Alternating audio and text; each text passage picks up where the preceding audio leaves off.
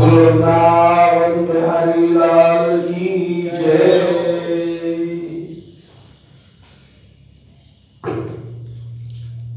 श्री राधा बिहारी देवजू की जय।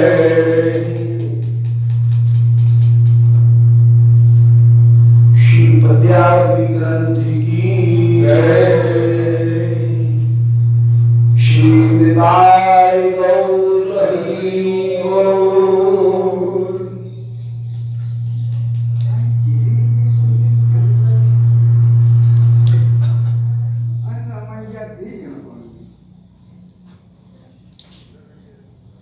श्री गोविंद जय जय गोपाल जय जय गोविंद जय जय गोपाल जय जय राधा रमण हरि गोविंद जय जय राधा रमण हरि गोविंद जय गोविंद जय जय गोपाल जय जय गोविंद जय गोपाल जय जय राधा रमण हरि गोविंद जय जय राधा रमण हरि गोविंद जय जय गोविंद जय जय गोपाल जय जय गोविंद जय जय गोपाल जय जय राधा रमण हरि गोविंद जय जय राधा रमण हरि गोविंद जय जय। ओम नमो भगवते पुराण पुरुषोत्तमाय। ओम जयति पराशरसूनुः सत्यवती हृदय नंदनो व्यासो यस्यास्य कमलगल्पं वाग्मय ममकं जगत्पिबती विश्वसर्गसर्गाय नवलक्षण लक्षितं श्रीकृष्णाक्षरं परं नाम जगद्धाम नमामि तत्। हृदयस्य प्रेरणया प्रवर्तितोऽहं बराकुरुकोटि तस्य हरे पदकमलं वन्दे श्री चैतन्यदेवस्य वन्देऽहं श्रीगुरुं श्रीपदकमलं श्रीगुरुं वैष्णवांश्च श्रीरूपं साग्रजातं सहगण रघुनाथान्वितं तं सजीवं साद्वैतं सावधूतं परिजनसहितं श्री कृष्ण चैतन्य देवं श्री राधा कृष्ण पादं सहगण ललिता श्री विशाखान्वितांश्च आयाम लंबित भुजौ कनकावदातौ संकीर्तनैकपितरौ कमलायताक्षौ विश्वम्भरौ द्विवरौ युगधर्मपालौ वन्दे जगद्प्रियकरौ करुणावतारौ वन्दे कृष्णपदारविन्दयुगलौ यस्मिन् कुरंगीधुषां वक्षोजप्रणीकरते विलसति स्निग्धोऽङ्गरागस्वतः काश्मीरं तर्षोणिमोपरितले कस्तूरिकां नीलिमा श्रीखण्डं नखचन्द्रकान्तलहरी निर्व्याजमातन्वते नारायणं नमस्कृत्य नरं चैव नरोत्तमं देवीं सरस्वतीं व्यासं ततो जयमुदीरये वाञ्छाकल्पतरुभ्यश्च कृपासिन्धुभ्यैव च पतितानां पावनेभ्यो वैष्णवेभ्यो नमो नमः। हे श्री सनातन प्रभो करुणाम्बुराशे हे रूप दुर्गत जनैक दयालु हे भक्ति सुमते रघुनाथ दासो श्री जीव में कुरुतु मंत्रमते हृदयांतरा तुलसी काननम यत्र यत्र पद्मवनानि च पुराण पठनम यत्रो तत्र सन्निधो हरि तत्रैव गंगा यमुना त्रिवेणी गोदावरी सिंधु सरस्वती च सर्वाणि तीर्थानि वसन्ति तत्र यत्राच्च गोदावरी कथा प्रसंगः। बोलो श्री वृंदावन बिहारी लाल की जय।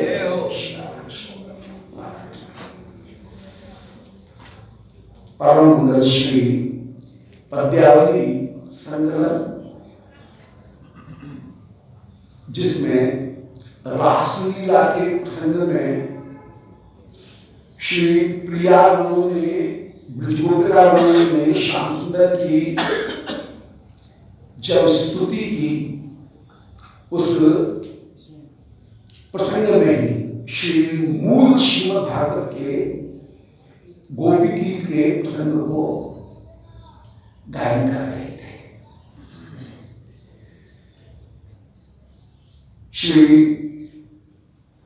श्रीमद् भागवत की संहिता में गोपिकागण श्री श्याम सुंदर की स्तुति कर रही हैं। पहले एक एक बललता से पूछा, फिर श्री प्रिया जी की महिमा का उन्होंने जब सम्यक प्रकार से बोध किया कि संयोग और वियोग दोनों में ही श्री राधिका की बराबरी कोई दूसरा नहीं कर सकता है।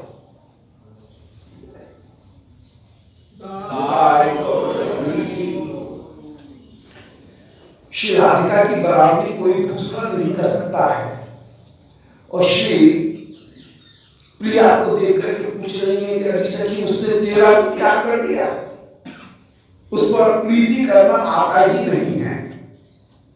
अवमानुच दौरात्म्या विस्मय परम श्याम सुंदर को जिस समय कठिन चित्त दुरात्मा, कठिन आत्मा निरूपण करना चाहती हैं, उस समय श्री प्रिया कहेंगे नहीं, अरे सखी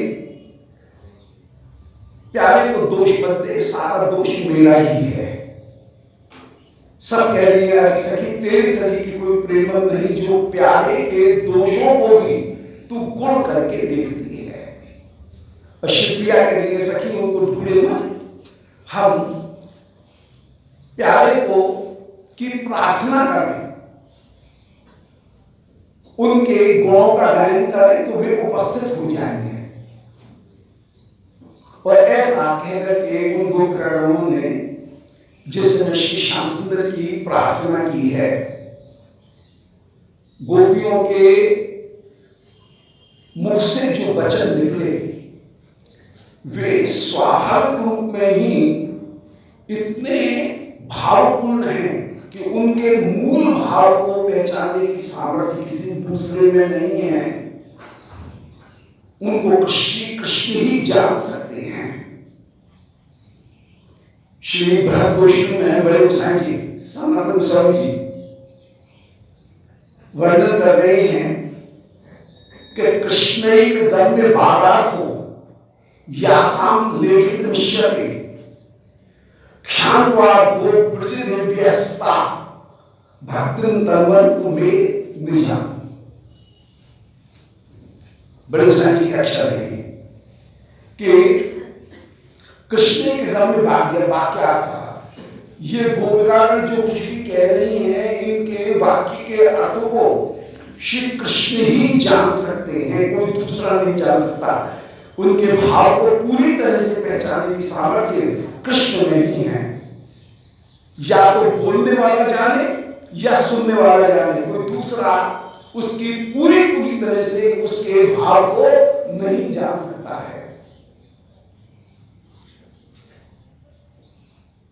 ऐसे वाणी के अर्थ को यासाम लेखित मिश्यते, आज मैं लिखने का प्रयास कर रहा हूं, गोपियों के भाव को प्रकट करने का प्रयास कर रहा हूं टीका में, परंतु क्षांत्वा लिख नहीं पाऊंगा, वे श्री स्वामीगण मुझे क्षमा करें। सभी प्रार्थना कर रहे हैं। ब्रज दिव्यस्ता भक्तिं तन्वन्तु मे निजाम, वे श्री ब्रज गोपिकागण मुझे अपनी भक्ति प्रदान करें। श्री श्याम सुंदर कहीं गए नहीं हैं, श्याम सुंदर भी इन गोपियों के बीच में ही आप ओढ़नी ओढ़ करके घूंघट लगा करके चुपचाप बैठे हुए हैं, रथांगी बन करके बैठे हैं और गोपियों के बीच में ही आप सुन भी रहे हैं। गोपियों की कहीं गई नहीं है, गोपियों के बीच में बैठे हैं। सो पीतम श्री गोपिका गीत सुधा सार रस श्रियम, श्रीधर स्वामी पादानाम उच्छिष्टम उपचीयते। श्री बड़े गोसाई जी कह रहे हैं कि पीतम श्री गोपिका गीत सुधासार रसश्रियाम, बोले जिन श्री श्रीधर स्वामी पाद ने कृपा करके गोपियों के गीत के सुधासार की मधुरमा का पान कर लिया है, ऐसे श्रीधर स्वामी पादानाम उच्छिष्टम उपचीयते। मुख्य रूप से तो गायन किया है श्रीधर स्वामी ने, और हम उन श्रीधर स्वामी के अधरों से टपकी हुई कुछ जो बूंद हैं उनको हम भी उपचीयते बीन रहे हैं। जैसे जो रस का पान करने वाला है वो रस के लोभ में अधिक से अधिक खा जाने के अर्थ में, लोभ में अधिक से अधिक पी जाऊं मैं, इस लोभ में जैसे कोई व्यक्ति ओक लगा करके ढकर ढकर रसपान कर रहा है और उसमें समान रहा नहीं है उसके पेट में, और ऐसी स्थिति में कुछ हुच्चू लगने पर या कहीं से सिकड़ियों से ओठों के छोर से कुछ रस की बूंदें नीचे टपक जाएं और उसको दूसरे चैटा चैटी भी लग करके पी लें। और उन चैटा चैटियों का पेट उतना सा, उनमें ज्यादा तो उनका पेट है नहीं, वो जो एक आध बूंद जो टपकी है उसको चाट लेते हैं, उतने में उनका पेट भर जाता है। तो ऐसे ही श्री श्रीधर स्वामी पाद जैसे जो रसिक जन है, कितनी दीनता है बड़े गोसाई जी की, सनातन गोस्वामी जी की, कि वे श्रीधर स्वामी तो उस रस का ढकर ढकर पान कर रहे हैं, परंतु उनकी एक आध जो बूंद नीचे टपक गई है उसको ही उपचीयते, हम चैटा चैटी उनमें लग करके उसका ही पान कर रहे हैं। जब सनातन गोस्वामी जी ऐसा कह रहे हैं तो हम लोगों की तो दशा क्या है, हम तो डांटते हैं। तो कैसी सुंदर पीतश्री गोपिका गीत सुधासार रसश्रियाम, जिन्होंने श्री गोपियों के गीत के सुधा के सार की रस की माधुरी का पान कर लिया है, ऐसे श्रीधर स्वामी पादानाम उच्छिष्टम उपचीयते। श्रीधर स्वामी के वचनों का उच्छिष्ट मात्र जो है उनको ही हम जान सकते हैं। श्री प्रियागणों के ये जो वचन है, उन प्रियागणों के वचन को कोई दूसरा नहीं जान सकता है। यासाम एवं प्रसादेनो यासाम श्री नागरेश्वरे जल्प तत्वं ज्ञायते ताः वंदे श्री नागरेश्वरी। इन ब्रजगोपिकागणों की कृपा हो तभी गोपी गीत के उस माधुर्य को पहचाना जा सकता है। यासाम एवं प्रसादेनो, इन गोपिकागणों की कृपा के द्वारा ही इन गोपियों ने यासाम श्री नागरेश्वरी, नागरेश्वर श्री श्याम सुंदर के प्रति जो वचन कहे उनके जल्प के तत्व को कोई जान सकता है। बिना गोपियों की कृपा के उनके जल्प के तत्व को कोई जान नहीं सकता है। उनके वचन के तत्व, जल्प माने वचन, उनके वचन के तत्व को कोई नहीं जान सकता है। ऐसी नागरेश्वरी परम चतुर ब्रज गोपिकागणों के श्री चरणारविंद की हम वंदना कर रहे हैं। श्री गोपी गीत के प्रारंभ में सनातन गोस्वामी जी ने इतनी प्रार्थना की, श्री स्वामी की प्रार्थना की, ब्रज गोपिकागणों की प्रार्थना की और उन ब्रज गोपिकागणों के दास्य को ही निरंतर निरंतर चाहा। अब आरती में व्याकुलता में श्री प्रियागण, श्री राधारानी, श्री रासेश्वरी, आप अपने हृदय के भाव को प्रकट कर रही हैं और अत्यंत दीनता का भाव आ गया और दीनता के भाव को आकर धारण करके दीनता के वचन कहने लगी। अब दीनता के वचन कहेंगे तो नायिका का जो मानवीय रूप है वो माननीय रूप कहीं छिप जाएगा। इसलिए उस माननीय रूप की रक्षा करने के लिए श्री सरस्वती जी बीच में ही उपस्थित हो जाती हैं और बीच में उपस्थित होकर के श्री सरस्वती जी श्री प्रियाओं के दीनता के वचनों को कहीं प्रस्तुत कर देती हैं श्री सरस्वती जी माननीय रूप में। तो एक अद्भुत बात यह है कि जहां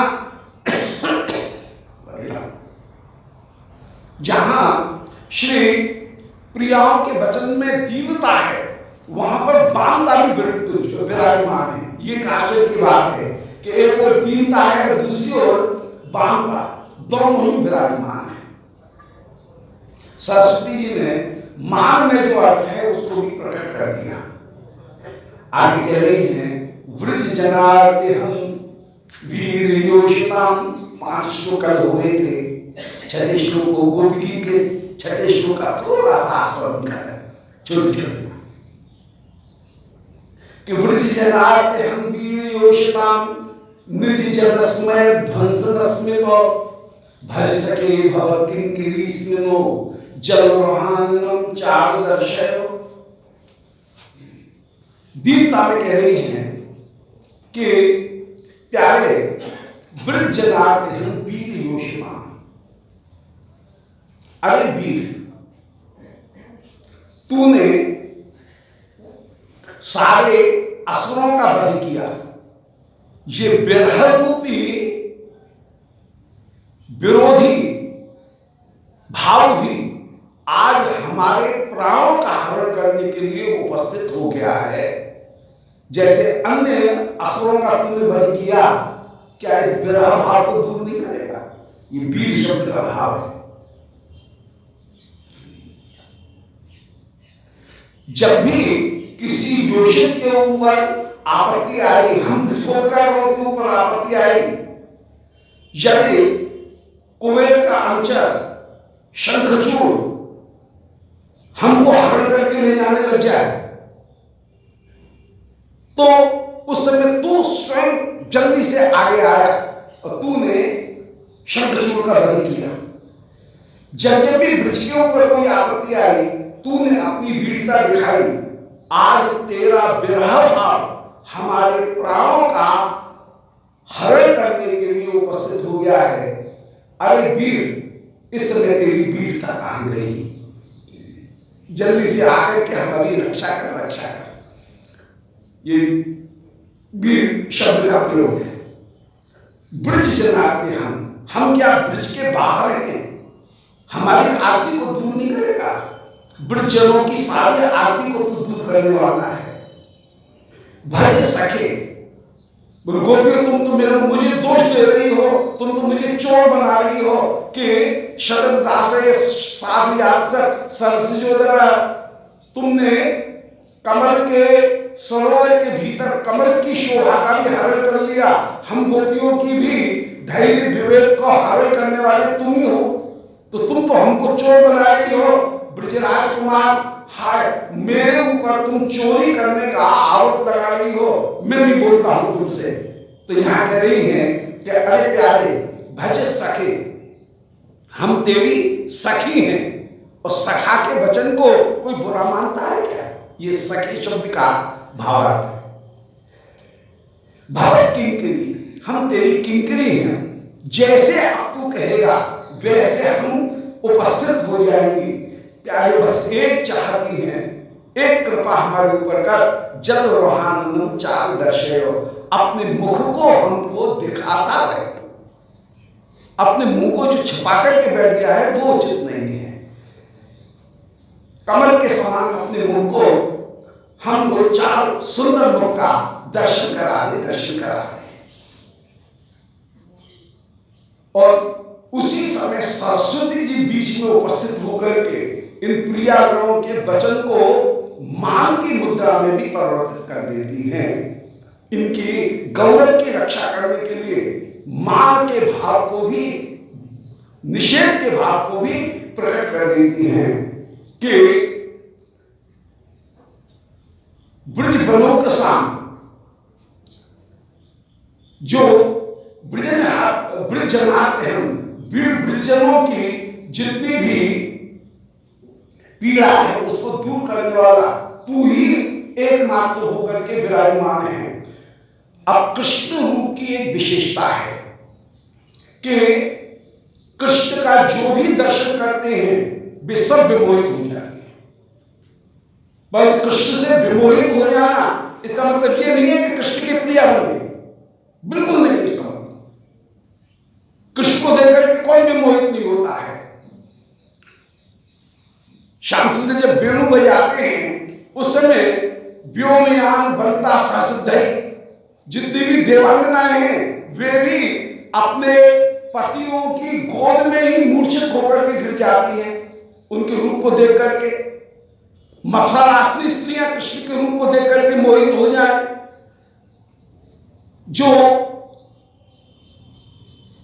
कुंदनपुर की जितनी भी निवासिनी हैं रोहिणी विवाह में, वे सब दर्शन करके वहां पर मोहित हो जाए। विदर्भ देश की सारी स्त्रियां मोहित हो जाए, कुल देश की जितनी भी स्त्रियां वे सब भी मोहित हो जाए, देवांगना भी मोहित हो जाए, लक्ष्मी भी मोहित हो जाए, परंतु विमोहित होने के कारण वे कृष्ण की प्रिया बन गई हो सो संभव नहीं है। जहां राधे का अनुगत्य होगा और कृष्ण जिसको स्वीकार करेंगे वो उनकी प्रिया बनेगा। केवल कृष्ण के रूप की ये विशेषता है कि वो सबके सभी प्रमदाओं के चित्त को आकर्षित करता है। इसलिए वृजनाट्यहं वीर योषिताम, वृज की जो योषित हैं उनके चित्त को तो तू हरण करने वाला है, उनको तो अपनी प्रिया का पद प्रदान करने वाला है, परंतु हरेक को प्रिया का पद प्रदान करने वाला नहीं है। दर्शन करके तो सभी मोहित होते हैं, लक्ष्मी भी मोहित हो जाए, सब भी मोहित हो जाए, सारी देवांगना मोहित हो जाए, इससे कहीं वे तेरी प्रिया के पद को प्राप्त कर लेंगे ये संभव नहीं है। तो आज हमको अपनी प्रिया बना करके हमारे साथ में क्यों अपने मुंह को छुपा करके बैठा हुआ है, अभी तक क्यों छुपा हुआ है? और मांगनी मुद्रा धारण करके दिखा रही है कि अरे वीर, हाय हमारे गर्व मान इनको सहन नहीं कर सकता है, अरे हमारे विरह को दूर कर हमारे ऊपर अपनी वीरता दिखाए, ये तेरी क्या कोई धींगरापना है क्या? इसमें कौन सी बड़ी बात हो गई? यदि हमारे ऊपर तू अपनी वीरता दिखाए तो ये तो कोई बात थोड़ी है। अरे ये विरह रूपी कामदेव रूपी जो वीर है इसको पराजित करे तो तेरी वीरता है, अबलाओं को पराजित कर ले इसमें कौन सी तेरी बड़प्पन है? अतः ब्रज जनाते हम ब्रजनों की आदि को दूर करने वाला है, हम तो तेरी योषित होकर के विराजमान है, प्रिया होकर के विराजमान है। जब प्रिया है तो हमारे विरोधी जो कामदेव है हमको पीड़ा देने वाला, कम से कम उस कामदेव की पीड़ा को तू दूर कर, उस कामदेव का को तू पराजित कर, हमारे विरह भाव को तू पराजित कर, तब तो तेरी वीरता है। और हमको केवल हैरान करे, हमको केवल मूर्छित कर रहा है, दुख दे रहा है, इसमें कौन सी बड़ी वीरता है? ये तेरी वीरता की प्रसिद्धि करने में योगदान करने वाला ये कार्य नहीं होगा। जब किसी वीर को पराजित करे तो तेरी वीरता सिद्ध होगी, अबलाओं को पराजित करने में तेरी वीरता सिद्ध नहीं होगी। ये श्याम सुंदर के प्रति उल्लाहना भी इन गोपिकागणों का प्रकट हो रहा है। इसलिए हम जो किंकरी हैं हमारे ऊपर कृपा कर। श्याम सुंदर बोले गोपियों तो किंकरी हो तो किंकरी पने का आचरण करो, हमको आदेश तो दे रही हो। जो नौकर है वो मालिक को आदेश थोड़ी देता है, वो तो प्रार्थना कर सकता है। गोपिकागण कह रही हैं कि जल लोहानंदम चार दर्शय हो। बोले प्यारे नहीं, आदेश नहीं दे रही है, प्रार्थना ही कर रही है, अपने मुख को हमको दिखा दे। ये इसको आदेश मत समझ, उसको हमारी प्रार्थना ही तू एकमात्र समझ। ऐसे श्री प्रिया कह रही है, आगे कह रही है, प्रणत देहनाम पापशरणम तृणचरांगम श्री निकेतनम फण फणार्पितम ते पदांबुजम कृण कुचेषण कृंदच्छयम। पहले श्री कर ग्रहण की प्रार्थना हुई थी, अब प्रार्थना हुई है मुख को दिखाने की, और आगे की पंक्ति में प्रार्थना कर रही है कि प्यारे अपने चरणों को हमारे वक्षस्थल के ऊपर स्थापित कर। प्रणत देहनाम पापशरणम, तेरे चरण जो प्रणत हैं उनके पाप को दूर कर देने वाला है। कोई कैसा भी पाप क्यों नहीं हो, एक बार यदि तेरे नामाभास का उच्चारण कर ले तो भी उसके पापों की निवृत्ति हो जाती है। हम प्रणत जनों के सारे पाप का आकर्षण करने वाला है, हमारे इस विरह का भी तू आकर्षण कर। तृणचरांगम श्री निकेतनम, तू कितना कृपालु है कि गैयाओं के पीछे भी जा रहा है। गायों के ऊपर जब तेरी इतनी कृपा कि उनकी रक्षा करने के लिए जाता है, तो क्या अपनी प्रियाओं की रक्षा करने के लिए तू हमारे पास में नहीं आएगा क्या? ये कहने का भाव। तो प्रणत देहनाम पापशरणम तृणचरांगम, ये तेरी उदारता है। तृणचरांगम, तेरे चरण श्री निकेतनम शोभा से युक्त है, उनमें अपूर्व 19 चिन्ह अद्भुत रूप से विराजमान है। श्री निकेतन होकर के वो विराजमान, शोभा के निकेतन। और लक्ष्मी भी वक्षस्थल के निवास का त्याग करके दास्य चाहती है। इसका तात्पर्य है कि अंग संग की अपेक्षा सेवा बड़ी वस्तु है, अंग संग बड़ी वस्तु नहीं है। जिस लक्ष्मी को वक्षस्थल पर निवास मिला हुआ है, वो वक्षस्थल के निवास का त्याग करके तेरे चरणों में निवास करना चाहती है। इसका तात्पर्य है कि नायका भाव बड़ी वस्तु नहीं है, श्याम सुंदर को सेवा करना सुख भाव यह बड़ी वस्तु है, सेवा बड़ी वस्तु है, अंग संग बड़ी वस्तु नहीं है। अंग संग में निज स्वार्थ रहता है, परंतु सेवा में निज स्वार्थ की भावना नहीं रहती। अंग संग में कहीं न कहीं स्वार्थ विराजमान रहता है। इसलिए लक्ष्मी वक्षस्थल के निवास का त्याग करके चरणों में निवास करना चाहती है। त्रिचरांगम श्री निकेतनम, ऐसे अपने उन चरणों को प्यारे हमारे वक्षस्थल के ऊपर रख। तेरे चरण महाकारुणिक हैं, इन्होंने जिस सर्प का स्पर्श किया उस सर्प को निर्विष कर दिया। इन्होंने आघासुर का स्पर्श किया, उसका विष समाप्त हो गया।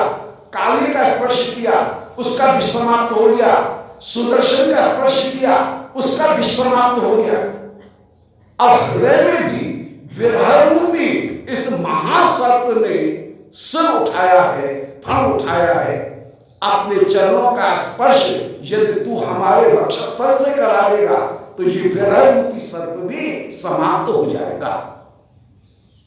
श्याम सुंदर बोले, हाय हाय गोपियों, तुम बड़ी कठिन चित्त हो। मेरे चरण कितने कोमल, और उनको तुम अपने कठोर वक्षस्थल के ऊपर स्थापित करना चाहती हो, जहां पर के तुमने एक सर्प को पाल रखा है, विरह रूपी सर्प को पाल रखा है, और उस वक्षस्थल के ऊपर मेरे चरण का स्पर्श कराना चाहती हो। ये तो सर्वथा अनुचित है। श्री गोपिकागण कह रही है, प्यारे हम तेरे चरणों के प्रभाव को जानती हैं, भले ये विरह रूपी सर्प कितना भी भयानक क्यों नहीं हो, परंतु तेरे चरणों का स्पर्श प्राप्त करके बड़े से बड़ा सर्प भी निर्विष हो जाता है। इन तेरी क्षमताओं को देख करके प्रार्थना कर रही हैं कि फण फणार्पितम ते पदाम्बुजम कृण कुचेषु, अपने इस चरण को कृपा करके हमारे वक्षस्थल के ऊपर रख, जिससे कि कृत हृदय हृदय में शयन करने वाला जो कामदेव रूपी सर्प है वह समाप्त हो जाए, निर्विष हो जाए। तो तुझ में ये सैन्य ही सामर्थ्य होकर के विराजमान है, परंतु अपने प्रेम को छिपा ले और छिपा करके करेंगे कि तात्पर्य गोपियों का है कि हमारे वक्षोजों का स्पर्श प्राप्त करके तुझे महासुख की प्राप्ति होगी, इसलिए तेरे चरणों को अपने वक्षस्थल के ऊपर धारण करना चाहती है। दिखा रही है ये कि जैसे तेरे चरणों के स्पर्श से हम स्वयं सुखी होना चाहती हैं, परंतु हृदय में भाव ये है कि अपने कुचों का स्पर्श प्राप्त करा करके हम तुझे सुख देना चाहती हैं, तेरी ही सेवा करना चाहती हैं। ये रस की एक रीति है कि प्रिय की प्यारी वस्तु को अपना नाम लेकर के प्यारे को भोग कराया जाता है, ये रस की रीति है। यदि ये कहा जाए कि तेरे लिए हम ये ऐसा कर रहे हैं तो प्रेम समाप्त हो जाता है। एक दृष्टांत देते रहे हैं, हमारे घर में जैसे कोई मित्र आए और हमको ये पता है इस मित्र को कचौड़ी ज्यादा पसंद है, तो उस समय पत्नी से कहा जाए अरे बहुत दिन हो गए, ये रोज एक सी क्या रसोई कर रही हो, आज तो हमारी इच्छा कचौड़ी खाने की है। यदि ये कहा जाए मित्र आए हैं इनके लिए कचौड़ी बनाओ, तो मित्र कह देगा ना भैया मेरे लिए परेशान होने की जरूरत नहीं है, मेरा पेट भर रहा है, मेरी इच्छा नहीं है, मना कर देगा। तो जैसे अपना नाम लेकर के अपने नाम से कचौड़ी बनाई जाए और प्यारे की प्यारी वस्तु को, मित्र की प्यारी वस्तु को उसको खिलाया जाए, ऐसे ही श्री गोपिकागण कह रही हैं कि हमारे हृदय में पीड़ा हो रही है, हम तेरे चरणों का स्पर्श प्राप्त करना चाहती हैं, परंतु तत्वतः कहना चाह रही है ये कि हम अपने स्पर्श के द्वारा, अपने कुचों के स्पर्श के द्वारा तुझे सुख प्रदान करना चाह रही है। ये रस की रीति है कि अपना नाम लेकर के प्रिय की प्रिय वस्तु को, प्रिय को भोग कराया जा रहा है। सो यहाँ पर गोपिकागण वे वचन कह रहे जिन वचनों को सामान्यतः कभी मुख से लज्जाशीलता के कारण प्रिया कहती नहीं है, संकेत में कहती है, परंतु यहाँ पर कह रही है स्पष्ट रूप से कि कृकुचेषणा कृंधच्छयम, प्यारे अपने चरणों को हमारे वक्षस्थल के ऊपर स्थापित कर और हमारे विरह की पीड़ा को, ये रस की रीति है।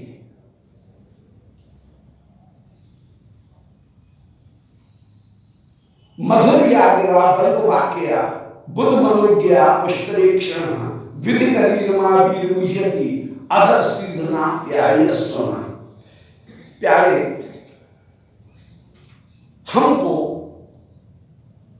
कृपा करके अपनी अधर सीधु अधर रूपी मदिरा का पान करा।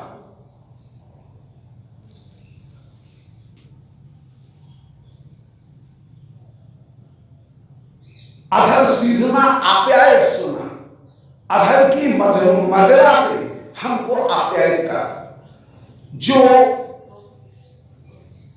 मदिरा पान कराने वाला मद्यप है वह यदि मधुर बोल करके पान कराए तो मदिरा की मधुरमा, मदिरा की गाढ़ता और भी ज्यादा बढ़ जाएगी। इसलिए मधुर यागिरा, मधुर बोल करके हमारे मधुर वाणी के द्वारा, मधुर बोल करके एक मधुबाला के समान, एक मधु पुरुष के समान हमको उस रस का तू पान कर।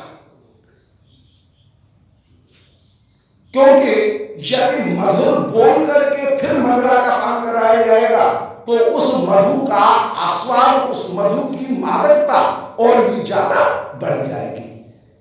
तो जैसे एक मधुपुरुष वह मधुरमा के साथ, मधुर वचनों के साथ मधु का पान कराता है, ऐसे ही मधुर वाणी उनके द्वारा तू हमें आस्वादन कराओ। श्रीमद् महाप्रभु भी इसी श्लोक का आस्वादन करते हैं श्री गंभीरा लीला में।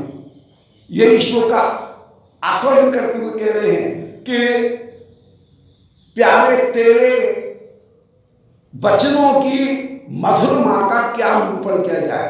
मधुर या गिरा, पहले तो तेरी बोली ही अत्यंत अत्यंत मीठी, शहद जैसी तेरी बोली, तेरा स्वर, कंठ स्वर अपने मीठा, उस कंठ स्वर से कभी गुनगुन करते हुए यदि तू करते हुए उंकारे में ही यदि तू गायन करे तब भी बड़ा मीठा, गुनगुनाना मात्र भी बड़ा मीठा। अब गुनगुनाने को छोड़ करके कभी तू आकार में आ करके मधुर स्वर में गायन करे तो वो और भी मीठा। उसमें भी किसी कविता का प्रयोग करे तो और भी मीठा। उस कविता का भी यदि तरन्नुम के साथ में गायन करते हुए यदि उस कविता को बोले तो और भी मीठी। उसके साथ में भी यदि वेणु के वादन के साथ में उस कविता का गायन करे तो और भी मीठा। और उसके साथ में भी यदि पूरा वाद्य वृंद भी हो और आलाप सहित फिर उनका गायन करे तो और भी मीठा। तो मधुर या गिरा, मधुरमा की भी कई कई श्रेणियां हो गई।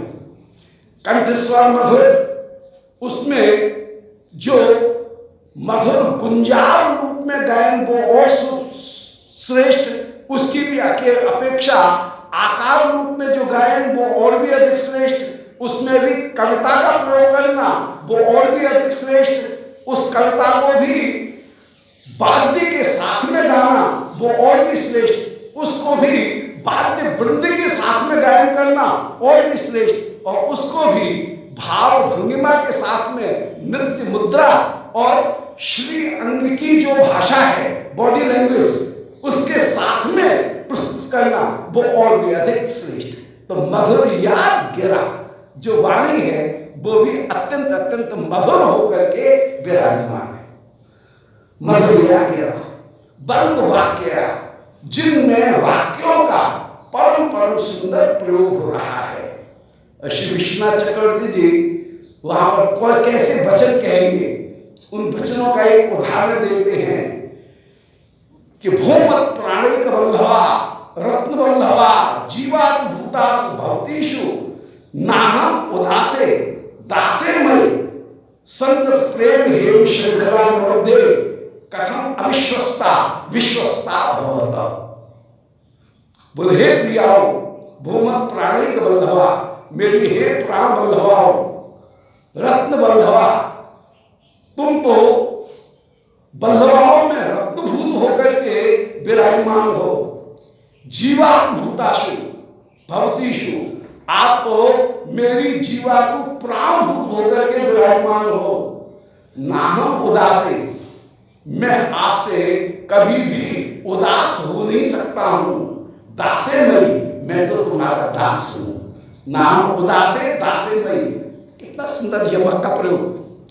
ये मैं उदास नहीं हूं, मैं तो आपका दास हूं। ऐसे मुझ दास में जो कि निरंतर निरंतर प्रेम श्रृंखला से बधा हुआ है, ऐसे मेरे प्रति कथम अविश्वस्ता, क्यों अविश्वास कर रही हो। विश्वस्ता भवो, मेरे ऊपर अनुग्रह करती हुई ही विराजमान हो। कथम अविश्वस्ता, विश्वस्ता भवो, अविश्वास मत करो, विश्वास धारण करके ही विराजमान हो। भवत भावत कम कंकण में शस्ताम, अरे आप मुझे ऐसा ही समझो जैसे मैं आपके हाथ का कंगन हूं। जैसे हाथ कंगन को आरसी की जरूरत नहीं होती है, ऐसे मेरे प्रेम के लिए किसी प्रमाण को देने की मुझे आवश्यकता नहीं है। मैं तो आपके अधीन होकर के ही विराजमान हूं। ऐसे मधुर या गिरा बल्क वाक्य, जिसमें परम सुंदर वाक्य प्रयोग हो रहे हैं, ऐसे वाक्यों के द्वारा मधुर वचनों को बोल करके प्यारे अपनी अधर सुधा का हमको पान करा। क्योंकि मधु में, अधर सुधा में जो मधुरमा है वो तेरे वचनों के माध्यम से और भी अधिक बढ़ जाएगी।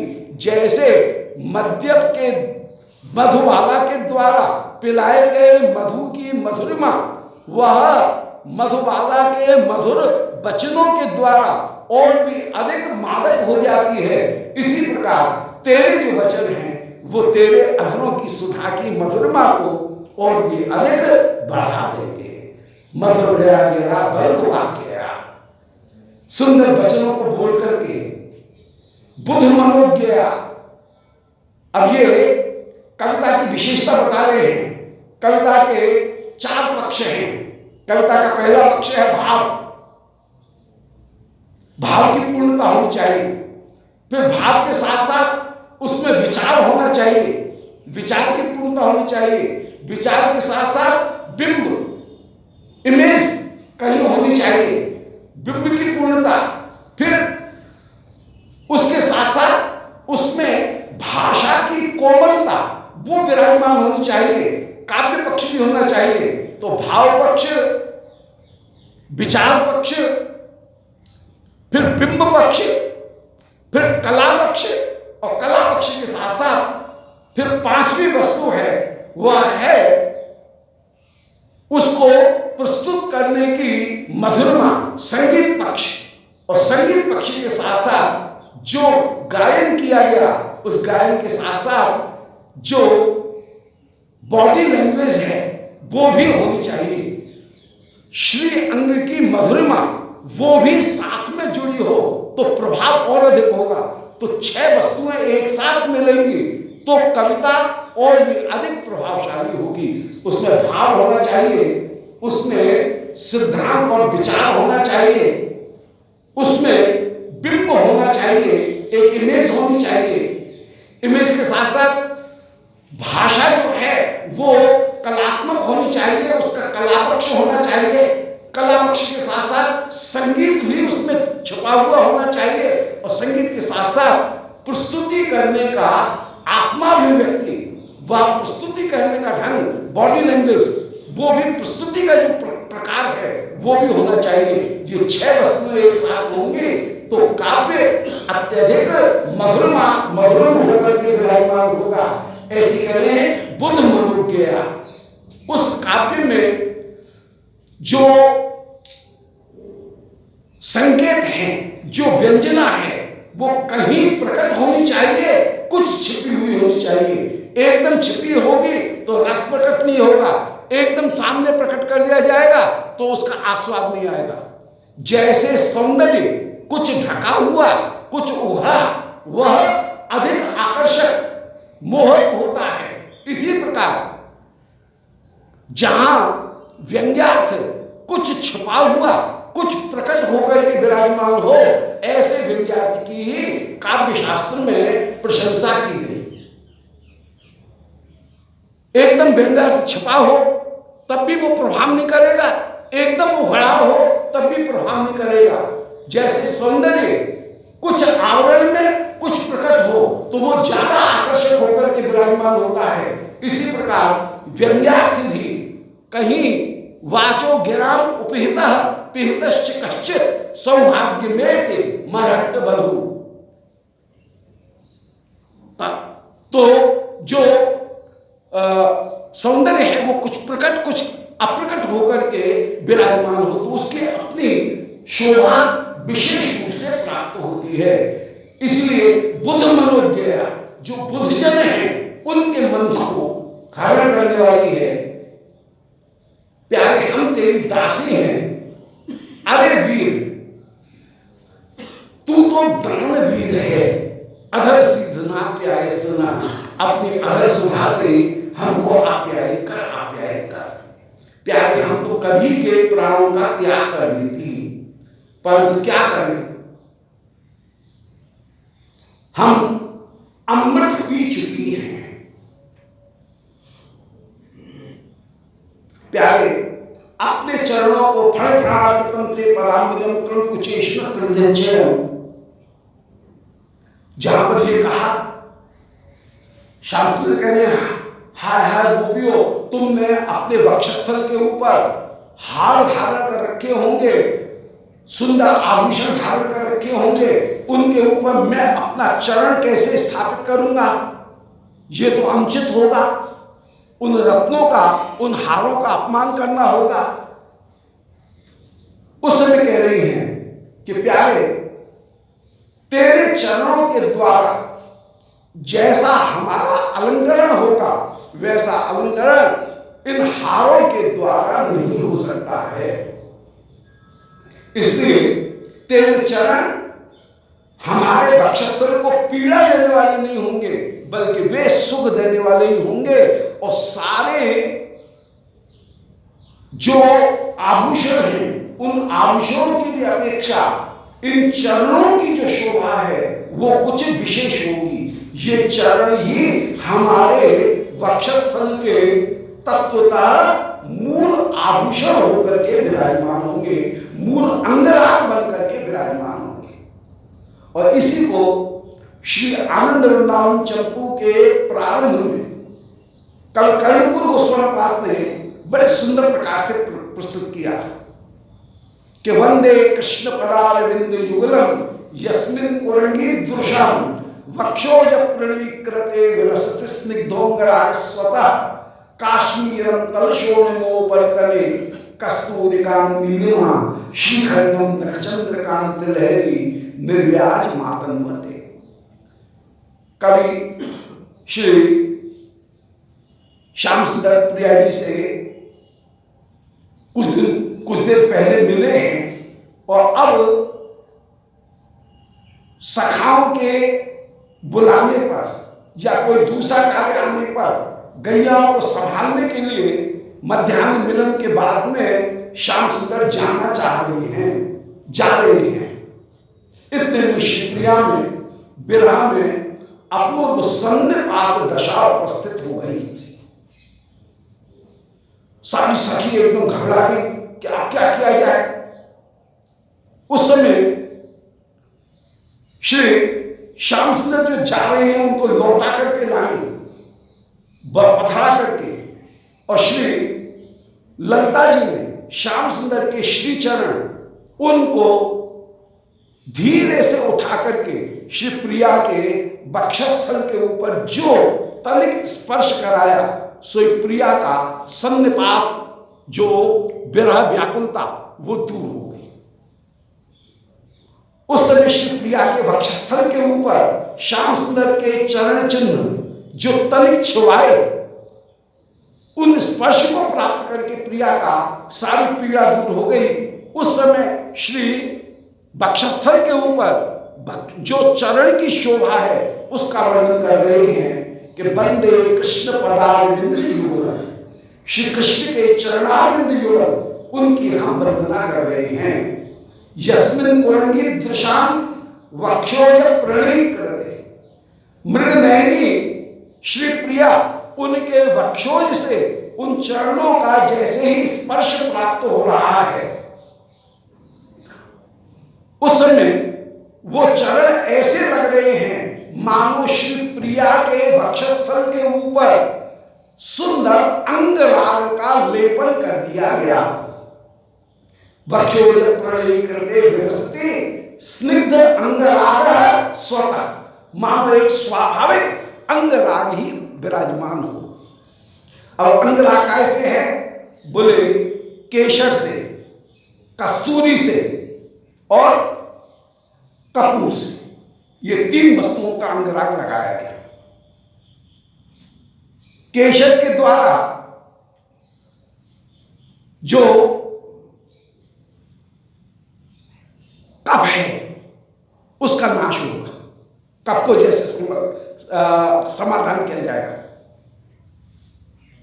कस्तूरी के द्वारा वायु का शमन होगा और कपूर के द्वारा जो पित्त है उन पित्त का शमन किया जाएगा। तो यहां पर चरण जो है वो चरणों का नीचे का जो हिस्सा है वो तो है मानो केशर का, लाल रंग का है परथनी, और ऊपर का जो भाग है चरणों का वो है नीले रंग का। अंगकांति श्याम सुंदर की नीली है, वो है कस्तूरी, और जो नख हैं वो नख कैसे हैं, मानो है कपूर। तो पहले केशर का लेप किया, फिर केशर का लेप करने के बाद में कस्तूरी का लेप किया गया, फिर कस्तूरी का लेप करके फिर चंदन की जो बिंदु है वो उनके ऊपर सजाई गई। तो केशर, कस्तूरी और चंदन, इन तीनों का लेप करके ऐसा लग रहा है कि यस्मिन कुरंगी दृशाम वक्षोज प्रणीकृते विलसति स्निग्धोंग राग स्वतः, स्वाभाविक अंग राग हो। ऐसी सुंदर शोभा होगी अंगराग स्वतः। काश्मीरम तल शोरमा, तल की जो शोरमा है, लालिमा, वो केशर के समान है। कस्तूरी का नीलिमा, ऊपर की जो नीलिमा है वो कस्तूरी के समान है। और श्रीखंडम नखचंद्र कांति लहरी, और नखचंद्र जो है उनकी कांति श्रीखंड माने कपूर के समान शोभा को प्राप्त हो रही है। और इन तीनों के एक साथ प्रयोग करके जैसे कोई दिव्य कफ पित्त बात, इन तीनों का ही शमन धीरे धीरे कर दिया गया हो। सो आज फण फणान पे तम ते पदामुजम कृण कुचेषु न कृंजम, अपने चरण का स्पर्श हमारे वक्षस्थल के ऊपर करा, और वो तेरे चरण हमारे वक्षस्थल के ऊपर अंग राग के रूप में ही शोभा को प्राप्त होंगे। फिर अधर सीधु से हमको आप्यायित कर, अधर सीधु से आप्यायित कर, हम तेरी दासी होकर के विराजमान हैं। प्यारे, तेरे मधुर वचनों के साथ में अधर सीधुना प्यारे सुना, अधर सीधु से हमको आप्यायित कर। तो जैसे एक मद्यप मधुर वचन बोल करके मद का पान कराए, फिर दोबारा मद का पान कराए, फिर दोबारा मद का पान कराए, एक साथ मद का पान नहीं कराता है, छोटे छोटे घूंटों में जैसे वह मद का पान कराता है, ऐसे अधर सीधुना आप्याय सुना। अधर सीधु से क्रम क्रम करके मधुर बोल बोल करके जब मूर्छा आ जाए उस समय रुक जाए, जब मूर्छा दूर हो, थोड़ी सी जागने लगे, पुनः उस मद का पान करा करके हमको आप्यायित करते हुए तू विराजमान हो। तब कथामृतम, हम तो कवि के प्राण का त्याग कर देती, परंतु तेरे जो मधुर वचन हैं उन मधुर वचनों से ही हम आप्यायित हो रहे हैं। श्याम सुंदर बाबा शिवप्रियाओं से कह रहे हैं कि कठोरा भव मृत्युवा प्राण स्पम से राधिके अस्ति नान्या चकोरस्य चंद्र लेखा बिना गति ही। हे प्रिय, चाहे कठोर बनो चाहे कोमल, जैसे चकोर चंद्रमा के बिना नहीं रह सकता है, ऐसे मैं भी आपके प्रेम के बिना नहीं रह सकता हूं। इस तरह से प्रार्थना कर रहे हैं, श्री सोनी का निरूपण कर रहे हैं श्री बल्लभाचार्य जी कि हस्तेन च स्वरूपेण पदाचोपकृते मता मुखेन चोपकारे ही कर्तव्य इति ताजनु। एक श्लोक में विरसताभ्यम विष्णुदेव चरण मीशान संस्ते भया कर सर्वम कांतिकामदम, यहां पर हाथ से कृतकृत्य होने की प्रार्थना की कि अपने श्री हस्त को हमारे माथे के ऊपर रख। फिर वृक्षनाथन वीर्योषितान कहकर के उनके रूप के दर्शन की प्रार्थना की एक श्लोक में। फिर एक श्लोक में पर देखना पाकृष्ण, यहां चरणों को वक्षस्थल के ऊपर धारण करने की प्रार्थना की। और अब प्रार्थना कर रहे हैं कि मुख का दर्शन करा करके भी हमको कृतकृत्य कर, मुख के दर्शन से कृतकृत्य होना चाहते हैं। तो प्यारे, अपने मधुर मधुर वाणी जो है उनके द्वारा हमको कृतकृत्य कर, मूर्छा निवारण के लिए जैसे मंत्र का प्रयोग किया जाए, रोग के निवारण के लिए औषधि का जैसे प्रयोग किया जाए, ऐसे ही अपने हाथ, मुख, चरण इनका हमारे लिए प्रयोग कर। और अब कह रही हैं कि महारोग से हम जो तप्त हैं उनके लिए तेरे चरण ही मुख्य हैं, तेरी कथा ही एकमात्र अमृत है। हम तो कभी भी इस देह का त्याग कर चुकी होती, परंतु क्या करें, हमने अमृत पी लिया है। बोले गोपियों तुमको अमृत मिला कहां? बोले तब कथा अमृत, तेरी कथा ही अमृत है। तप्त जीवन, जैसे कोई महाज्वर में पीड़ित हो रहा हो और उसको कोई अमृत पान करा दे तो उसका ज्वर शांत हो जाता है, ऐसे तेरी कथा ही तप्त जनों के लिए जीवन रूप है। कवि भीरीडितम कल्मषापहम, कवि निरंतर ध्रुव प्रहलाद इत्यादि ये निरूपण कर चुके हैं कि वह कल्मषापहम, सारे कल्मषों को दूर करने वाली है। कवि भीरीडितम कल्मषापहम, सारे कल्मषों को दूर करने वाली तेरी कथा है। शास्त्र कहते हैं, श्री वेद कहते हैं कि जो संतोष की प्राप्ति, संकालिक कहते हैं कि जिस संतोष की प्राप्ति आपके चरणों को होती है, सा ब्रह्मणि स्वमहिमन्यनाथ माभूत, वह ब्रह्म में भी वह सुख नहीं है। या निर्वृत्ति स्तंभताम तो पाद पद्म, आपके चरण कमलों के सेवन से जो निर्वृत्ति, जो आनंद की प्राप्ति होती है, सा ब्रह्मणि स्वमहिमन्यनाथ माभूत, वह ब्रह्म सुख में भी वह आनंद नहीं है। इसलिए आपके भक्त का मोक्ष नहीं चाहते हैं। तब कथामृतम, तेरी कथा जो है वो ही अमृत होकर के विराजमान, महारोग को शांत करने वाली है। विरह के जितने भी तप्त जन हैं उनको ये कथा सर्वोत्तम रूप में जलाने वाली हो रही है। और ध्रुव प्रहलाद, संकालिक इत्यादि के द्वारा भी तेरे चरणों की महिमा का निरंतर निरंतर गायन किया गया।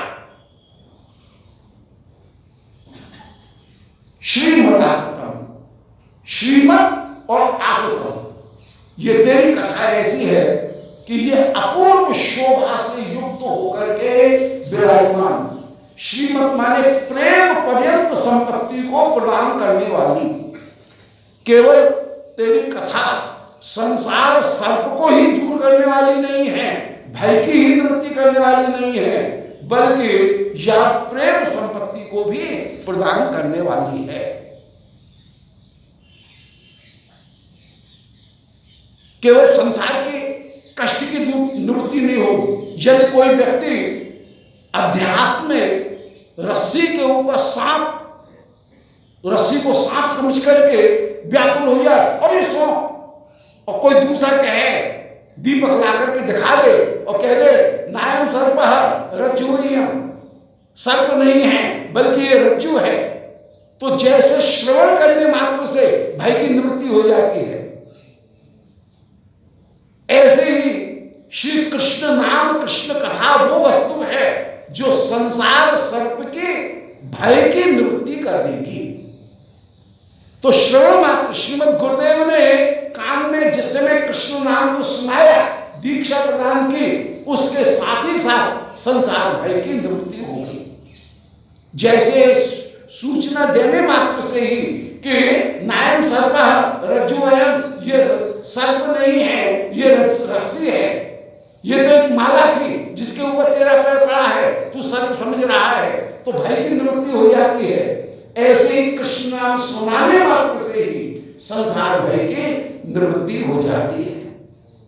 परंतु केवल इतना मात्र ही कृष्ण नाम का दीक्षा का प्रयोजन नहीं है। दीक्षा का प्रयोजन अंत में कृष्ण प्रेम प्रदान करना, ब्रह्म संबंध के द्वारा, कृष्ण दीक्षा के द्वारा जितने भी ताप हैं उन तापों की अपने आप निवृत्ति वह श्रवण मात्र करा देने वाला है, प्रेम को उत्पन्न कराने वाला। क्योंकि कथा श्रवण करने से ही जैसे प्रेम की उत्पत्ति होती है, ऐसी प्रेम की उत्पत्ति किसी दूसरे प्रकार से नहीं होती है। इसलिए श्रीमत और आततम ये कृष्ण कथा शोभा से युक्त भी है और आततम माने सुविस्तृत भी होकर के विराजमान है।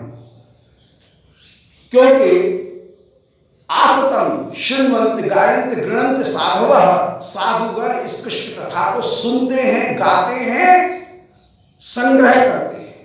इस कृष्ण कथा की एक विशेषता है कि सुनने वाला गायन करने लग जाता है और गायन करने वाला वक्ता वो चुपचाप बैठ जाता है और श्रोता से सुनने लगता है। उल्टी बात हो जाती है। जो बोलने वाला है वो बन जाए श्रोता, जो श्रोता है वो बन जाए वक्ता। जो सब कुछ त्याग करके आया है वही डायरी में नोट करने लग जाए, संग्रह करने लग जाए। जो त्याग करने वाला है वह संग्रह करने लग जाए। तो श्रीमंती गायंती और गृणंती, जो सर्व त्याग करके सन्यासी है वह इस कृष्ण कथा का संग्रह करने लग जाता है। जो वक्ता है वो मौन हो जाता है, सुनने लग जाता है, और जो श्रोता है वह कथा गायन करने लग जाता है। श्रीमंत गायंत गृणंति साधव, ये कृष्ण कथा की अद्भुत विशेषता है। तो ये जो कृष्ण कथा है ये अद्भुत होकर के विराजमान, तो तब कथा अमृतम, तेरी कथा ही अमृत है। इस अमृत के आगे अन्य जितने भी अमृत हैं सब फीके, सब छूट जाते हैं। संसार में सुंदर भोजन अमृत हो सकता है, सुंदरी के अधर उनका अधरामृत वह अमृत हो सकता है, परंतु कृष्ण कथा में भोग सुख जितने भी हैं वे सब छूट जाते हैं। इन सुखों की भी अपेक्षा अधिक श्रेष्ठ प्रसिद्ध जो अमृत है वो कौन सा है? वो समुद्र मंथन से उत्पन्न होने वाला देव भोग की जो अमृत है, वो देव भोग की अमृत वह भी कृष्ण कथा के आगे फीका पड़ जाए। तो एक भोग रूपी अमृत, फिर उससे भी बढ़कर के देव भोग की अमृत, उस देव भोग की अमृत की भी अपेक्षा सर्वोत्तम अमृत कौन सा होगा? अमृत शब्द का अर्थ है ब्रह्म, जिसका कभी भी नाश न हो, वो ब्रह्म सुख, वो ब्रह्म सुख भी इस कृष्ण कथा के आगे फीका पड़ जाए। तो व्यवहार में किसी प्रिय वस्तु को अमृत कह दिया जाता है, वो फीका हो जाए। कर्मकांड में स्वर्ग का जो सुख है वो देव भोग के अमृत को अमृत कहा गया, परंतु कृष्ण कथा के आगे वो स्वर्ग का सुख भी फीका हो जाए। और वेदांत में ब्रह्म सुख को अमृत कहा गया, परंतु कृष्ण कथा के आगे वह अमृत भी फीका पड़ जाए। मुख्य अमृत कौन सा है? बोले तब कथा अमृत, तेरी कथा उसका गायन करना वही अमृत है। ये कृष्ण कथा रसकों को उसी प्रकार प्रिय है जैसे स्त्रिय विटानाम एवं साधु वार्ता, जो विटजन है, कामी जन है, उनको जैसे स्त्री की चर्चा ही परम परम मधुर लगती है, ऐसे कृष्ण कथा को ये रसिक जन भी परम परम माधुर्य के साथ में स्वीकार करते हैं। दृष्टांत दिया कितना बड़ा, पर उसकी तीव्रता उसमें दृष्टांत है, वस्तु में दृष्टांत नहीं है, तीव्रता में दृष्टांत है कि जैसे विटजनों को, कामी जनों को स्त्री की चर्चा ही परम प्रिय लगती है, इसी प्रकार रसकों को कृष्ण कथा ही परम परम प्रिय लगती है। तो तब कथा अमृतम, तेरी जो कथा है जिसमें अपूर्ण रूप से प्रबंध कल्पना जुड़ी हुई है, उसका नाम है कथा। प्रबंध कल्पना कथा, जिसमें प्रबंध कल्पना भी जुड़ी हो, घटना भी जुड़ी हो, वो तेरी कथा अमृत होकर के विराजमान है। तप्त जीवनम, ये तप्त जनों के लिए जीवन प्राण प्रदान करने वाली है। जैसे सर्प के भय से, भ्रम के सर्प के भय से भी व्याकुल व्यक्ति यदि उसको कृष्ण नाम सुना दिया, कह दिया जाए कि ये सर्प नहीं है, रस्सी है, उसका भय दूर हो जाता है। ऐसे कृष्ण नाम मात्र से, नामाभास मात्र से भय की निवृत्ति हो जाती है। तप्त जीवनम कवि विहीणितम, कवि कौन बोले? जो मनीषी दृष्टा है उनका नाम है कवि। ब्रह्म का एक विशेषण बताया गया उपनिषदों में, कबीर मनीषी परिभू स्वयंभू, कि ब्रह्म को कवि कहा गया। कवि माने दृष्टा, जो देखे उसका नाम है कवि। और देखने में ईश्वर से बढ़कर के, ब्रह्म से बढ़कर के कोई और सृष्टि को देखने वाला दूसरा नहीं हो सकता है। इसे कवि, ब्रह्म को कवि कहा गया। तो कवि विदितम, जो भूत भविष्य वर्तमान तीनों को देख करके जीवन को एक दिशा दे, उनका नाम है कवि। जो जिनमें एक दृष्टि है उनका नाम कवि है। केवल भ्रांति करने वाले, केवल मुंह देख करके प्रशंसा करने वाले को हम कवि नहीं कहेंगे, तुकबंदी करने वाले को कवि नहीं कहेंगे। कवि वो है जिसमें समाज का ऑब्जर्वेशन है, समाज को जो सजेशन दे सकने की सामर्थ्य रखता है और अपनी बात को प्रभावी ढंग से प्रस्तुत करने की जो क्षमता रखता है, उसका नाम कवि है। तो उसमें अवलोकन की क्षमता है, उसमें प्रस्तुतिकरण की क्षमता है और उसमें नेतृत्व की भी क्षमता है। ये तीन गुण जिसमें विद्यमान है वह कवि होगा। तो कवि विरीडितम, ऐसे कविगण सारी वस्तुओं का त्याग करके तेरे गुणानुवाद का ही गायन करते हैं। कवि विरीडितम कर्मशापहम, तेरी कथा सारे कल्मशों को दूर करने वाली है। श्रवण मंगलम, सुनने मात्र से ही परम परम मंगल करने वाली तेरी कृष्ण कथा है। श्रीमद, ये अपूर्व प्रेम पर्यंत संपत्ति को प्रदान करने वाली, और आततम, उस कथा को जब जब भी सुना जाए तब तब नित्य नूतन होकर के ही वह कृष्ण कथा प्रतीत होती है। तो जैसे पहले कभी सुनी नहीं, ये कृष्ण कथा की एक विशेषता है कि एक बात को 10 बार सुनो तब भी जब सुनो तो ऐसा लगता है जैसे नई बात ही कही जा रही है। इसलिए आततम ये सुविस्तृत है, और आततम का तात्पर्य है कि श्रीमंत गायंत ग्रंथ साधव, जो श्रोता है वह वक्ता बन जाए, वक्ता श्रोता बन जाए, और त्याग करने वाला संग्रह करने वाला बन जाए। ऐसी वो कृष्ण कथा है। भूमि ग्रंथ ते भूविदा जना, जो इस कृष्ण कथा का गायन करते हैं उनसे बढ़कर के और कोई भूविदा नहीं हो सकता। वे ही वास्तव में दाता हैं, अन्य कोई दाता नहीं हो सकता है। जो कृष्ण कथा सुनाए उसको महापुरुष भूविदा भूविदा कहकर के आलिंगन करते हैं। श्री महाराज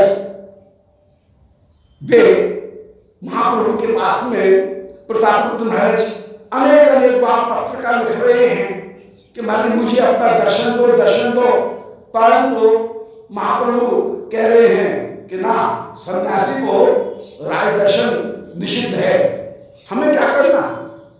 संतन को कहा सीख रीसो का, हम राय दर्शन काय को करेंगे। जब महाप्रभु से अनेक बार प्रार्थना के पत्र भिजवाने पर भी प्रतापरुद्र महाराज को महाप्रभु ने दर्शन नहीं दिए, दर्शन देने की अनुमति और पास में आने की अनुमति प्रदान नहीं की। उस समय श्री प्रतापरुद्र ने अपने राजकुमार को कृष्ण वेश धारण करा करके, मुकुट धारण करा करके, कृष्ण वेश धारण करा करके जो भेजा, परम सुंदर राजकुमार है, अंग कांति भी कृष्ण शरीर की श्याम अंग कांति है। महाप्रभु तो उस बालक को देखते ही कृष्ण कृष्ण कहकर के उसको अपनी छाती से लगा परम स्नेह प्रदान कर रहे हैं। जिस समय राजकुमार लौट करके आए, श्री प्रतापरुद्र महाराज राजकुमार को छाती से लगा रहे हैं, झरझर अश्रुधारा प्रवाहित हो रही है और कह रहे हैं कि हाय महाप्रभु, मुझे तो दर्शन भी नहीं दे रहे हैं। हे राजकुमार, तुम परम धन्य हो जो महाप्रभु ने तुमको अपने हृदय से लगाया, और मैं आज तुम्हारा ही आलिंगन करके अपने आप को कृतकृत्य करके मान। ऐसे श्री महाप्रभु अपने आप को कृतकृत्य, श्री प्रतापरुद्र महाराज अपने आप को राजकुमार के स्पर्श से अपने आप को कृतकृत्य करके मानते।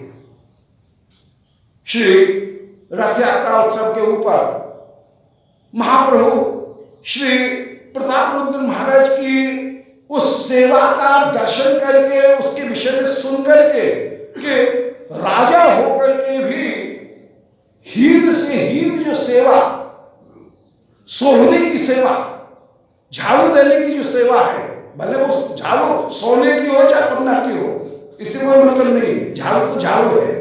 उस झाड़ू की सेवा करने के लिए राजा विराजमान है, राजा की दीनता को देख करके उनके प्रति बड़ा हृदय में आदर का भाव श्री महाप्रभु के विराजमान है, कृपा का भाव श्री महाप्रभु के हृदय में विराजमान है। महाप्रभु ने रथ के आगे बहुत देर नृत्य किया है, मनुष्य लीला में थक गए हैं। अब श्री जगन्नाथ जी के आया है मध्याह्न का भोग, रथ रुक गया है, तब किसी बगल के बगीचे में महाप्रभु जाकर के सो गए। श्री प्रतापरुद्र उस समय आए, श्री सार्वभौम भट्टाचार्य, अन्य जितने भी भक्तगण हैं वे सब कह रहे हैं इस समय आप अपने राजवेश का त्याग कर दो। प्रतापरुद्र महाराज ने अपने राजवेश का त्याग कर दिया, एक सामान्य उड़िया ग्रामीण का जो वेश है उसको धारण करके विराजमान हो रहे हैं, एक एक के हाथ जोड़ रहे हैं कि आप कृपा करो, श्रीमद् महाप्रभु का चरण स्पर्श करने का सौभाग्य मुझे प्राप्त हो जाए। और सब कह रहे हैं हिम्मत रखो, जाओ जाओ, एक एक प्रणाम कर रहे हैं।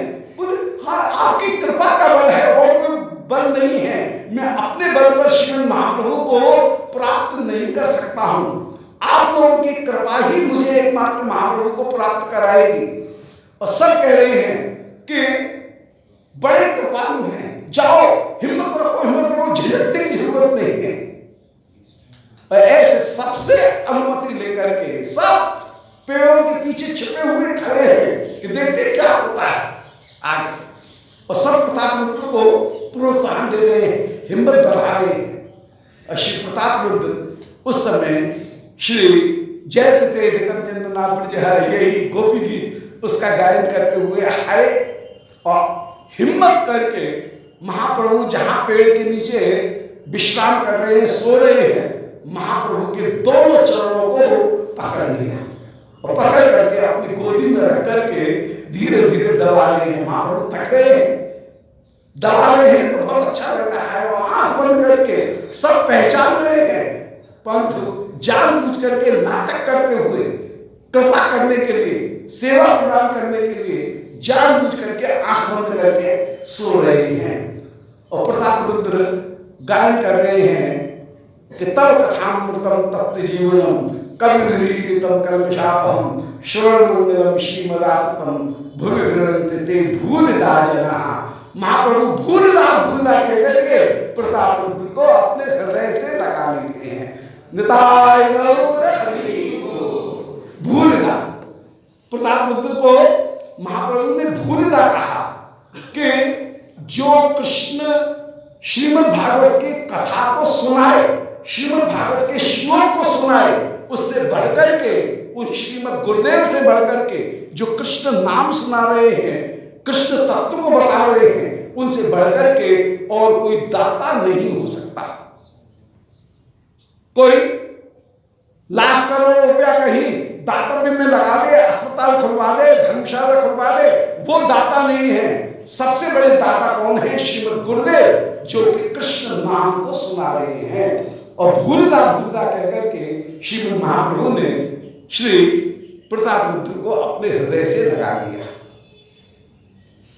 जब नेत्र खोल करके देख रहे हैं तब पहचान में आया, बोले अरे ये तो प्रतापरुद्र हैं, पहचान गए। और फिर संकोच कर रहे हैं, बोले हाय हाय, आज सन्यासी होकर के मैंने राजस्पर्श कर दिया। बिल्कुल नाटक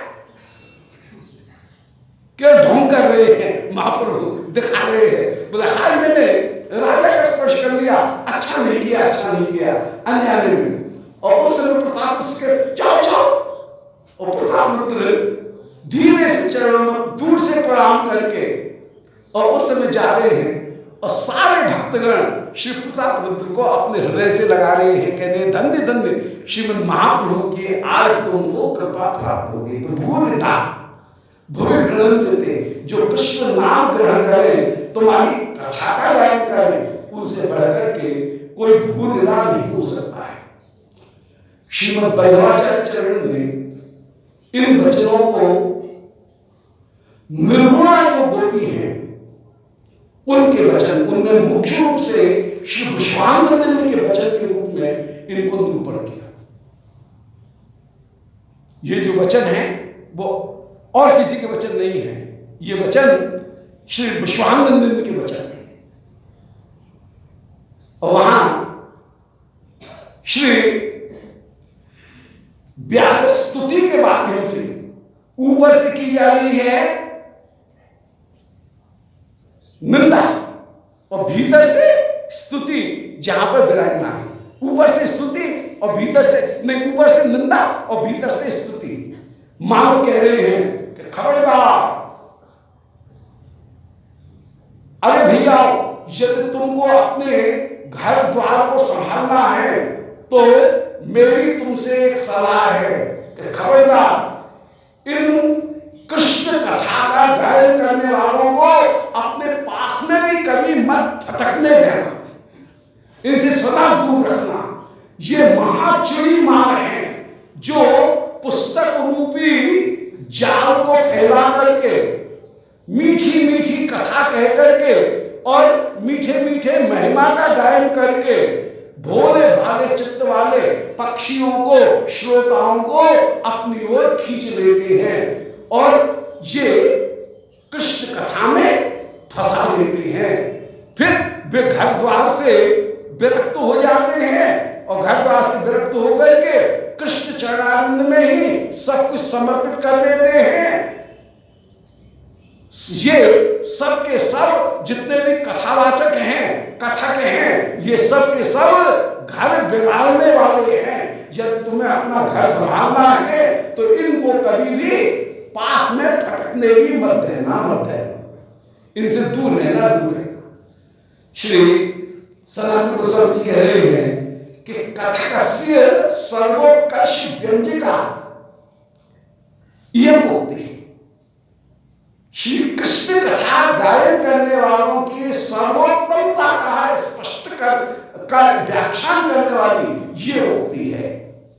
ये जो श्लोक है, ये कृष्ण कथा कहने वाले श्रीमद् गुरुजन, उन गुरुजनों की महिमा का सर्वोत्तम व्याख्यान करने वाली ये मुक्ति है।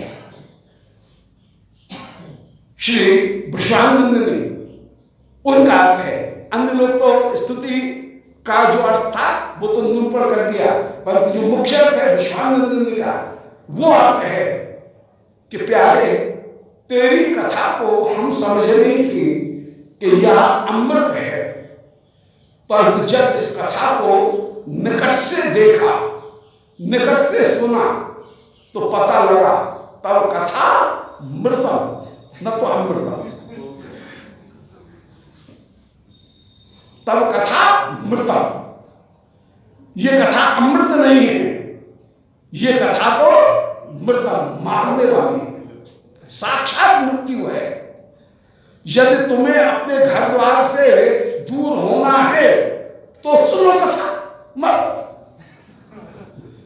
ये कहते हैं, ये विपरीत लक्षण में जैसे कहा जा रहा है, तब कथा मृतम, प्यारे तेरी कथा साक्षात मारण करने वाली है, मृत्यु रूप में है, मरण का कारण है। और मरण का कारण उसको मृत्यु ही कहा जाएगा। जैसे जीवन का जो कारण है उसको अमृत कहा जाएगा। कोई घी पी रहा है, कोई पूछे क्या कर रहे हो, बोले अमृतम पिबामी, पी रहा है घी, पंत कह रहा है क्या, अमृतम पिबामी, मैं अमृत पी रहा हूं। ऐसे ही एक बिरही कहता है कि तब कथा मृतम, प्यारे तेरी कथा उल्टी मारने वाली है, ये तो साक्षात मौत है, मृत्यु है। तब कथा मृतम। तप्त जीवनम, कैसे वो तेल का खौलता हुआ कढ़ाव हो और कोई उसके पास में खड़ा हो और दूसरा व्यक्ति कहीं हाथ में जल लेकर के खौलते हुए तेल में जल के छींटे दे तो पास में खड़ा हुआ व्यक्ति मरेगा कि बचेगा।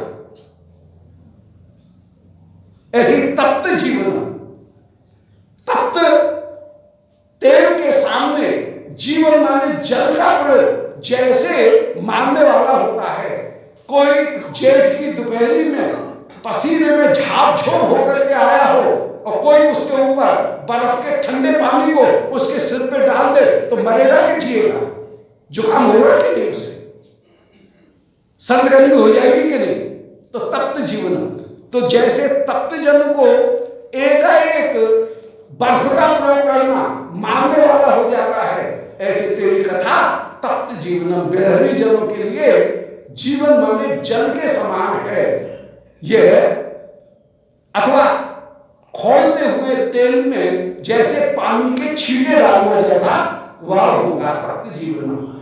कवि भी रीडतम, कविगण इस कथा की बड़ी महिमा का गायन करते हैं। अब ये तो कवियों का सहज स्वभाव है, वे तो उनको कोई भी विषय दे दो वे तो उसके ऊपर कविता कर देंगे। कवि भी रीडतम, कविजन जो है वो काव्य करने का, प्रशंसा करने का उनका स्वभाव है। तो कविजन इस कथा की भले महिमा का गायन करें कि कल्मषापहम, कि कृष्ण कथा कल्मष को दूर करने वाली है, परंतु कल्मष को दूर करेगी, विरहता को दूर थोड़ी करेगी।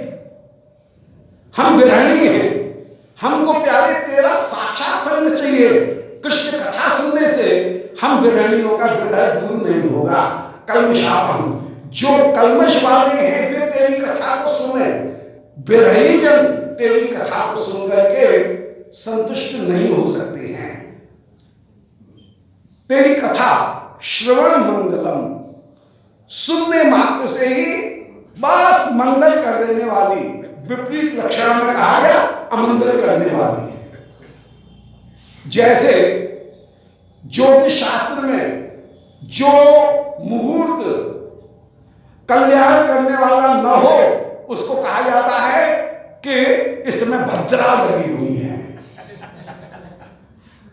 पर भद्रा का अर्थ भद्र नहीं है, भद्रा का अर्थ अभद्र है।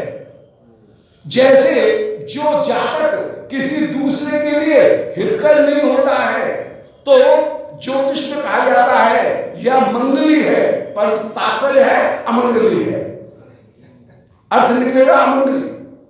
भद्रा का अर्थ अभद्र होगा, मंगली का अर्थ अमंगली होगा। ऐसे ही श्रवण मंगलम, तेरी कथा भी श्रवण करने मात्र से बस मंगल ही कर देने वाली है, हो जाएगा मंगल, पूरा पूरा पूरा मंगल हो जाएगा। श्रवण मंगलम, विपरीत लक्षण में मंगलम का अर्थ है श्रवण मंगलम। श्रीमद आततम, धनवान जनों ने अपने व्यापार को बढ़ाने के लिए इस कृष्ण कथा को फैलाने में भी बहुत योगदान दिया। वे व्यापारी जब ये देख रहे हैं कि बाजार में बड़ी प्रतिद्वंद्विता है और इस प्रतिद्वंदिता में अपना माल बिक नहीं रहा है।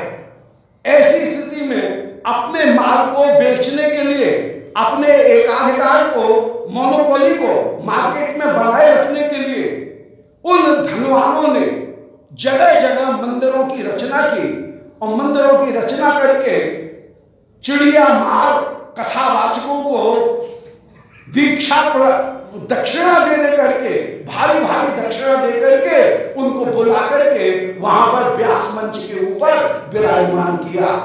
ये पाक्षिक गण पुस्तक रूपी जाल को फैला करके मधुर कथा, मधुर वचन उनको कहते हुए भोले भाले जो जन है पक्षी, उन पक्षियों को आकर्षित करते हैं और कृष्ण कथा को ऐसा सुनाते हैं कि उस कृष्ण कथा को सुनकर के अच्छे अच्छे जो व्यापारी थे, धनिक राजागण, वे भी इनके जाल में फंस जाते हैं और अपने राज्य पाट, दुकान, फैक्ट्री सबको छोड़ करके बाबाजी बन जाते हैं। जैसे जो टक्कर देने वाला प्रतिस्पर्धा में प्रतिद्वंदी व्यापारी था, वो यदि क्षेत्र से बाहर निकल जाए तो जो छोटा व्यापारी है उसकी भी बस आनंद ही आनंद हो जाते हैं, पौवारे हो जाती है। ऐसे ही जब बड़े बड़े बुद्धिमान जन तो व्यापारी बाबाजी बनकर के निकल गए, रूप सनातन जैसे जब वैराग्य ग्रहण करके निकल गए, उस समय दूसरे जो संसारी जन थे उनकी पौवारे हो गई, दूसरे लोग जो है उनकी बल्ले बल्ले हो गई, उनके आनंद आनंद हो गए और वे अपने व्यापार में आगे बढ़ जाते हैं। तो कभी भी रीडितम कर्मशापहम श्रवण मंगलम श्रीमद आततम, धनवान जनों के द्वारा कृष्ण कथा को खूब विस्तृत किया गया। भूमि ग्रहणते थे, परंतु खबरदार इस कृष्ण कथा को पृथ्वी पर यदि कोई ग्रहण करता है तो उसको अपने पास में भी मत आने देना। भूरि दाजन, वे लोग भूरि माने पर्याप्त मात्र से, दारणे अवखंडने, वे तो मारने वाले होकर के विराजमान है। ऐसे लोगों को अपने पास में मत आना। ये श्री ऊपर से की जा रही है निंदा, परंतु व्याजस्तुति में निंदा के बहाने श्री किशोर जी जो कथक जन हैं, कृष्ण कथा गायन करने वाले जो गुरुवर्ग हैं, उन गुरुवर्ग की महिमा का गायन कर रही हैं। ऐसे श्री विपरीत लक्षा में जहाँ स्तुति करें और सर्वोत्तम जो कृष्ण कथा उसकी महिमा का गायन करती हुई कह रही हैं। बोलो वृंदावन बिहारी लाल की, गोविंद जय जय गोपाल।